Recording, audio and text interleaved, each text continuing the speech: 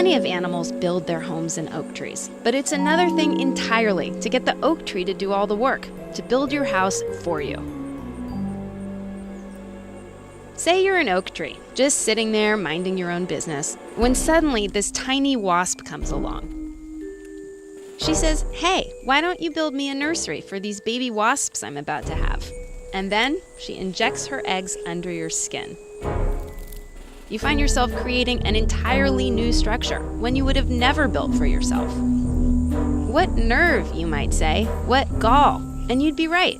This thing, this parasitic wasp house, it's called a gall. There can be dozens of types of galls on a single tree, each one built to order for a specific species of wasp. They're called gall-inducing wasps, and each gall is weirder and more flamboyant than the next.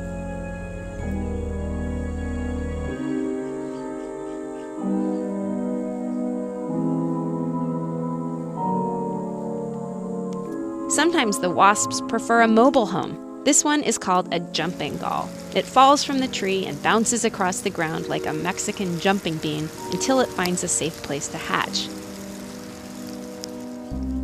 As a protection against predators, galls can taste incredibly bitter. Bitter like the bile produced by a gall bladder. In fact, the earliest doctors believed being bitter and angry meant an excess of gall in the body. Anyway, back to our tree.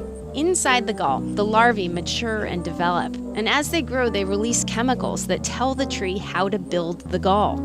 The tree is tricked into funneling nutrients into the gall to feed the hungry wasp larvae. Scientists call this a physiologic sink. For the larvae, it's like living inside a giant banana, an endless supply of food.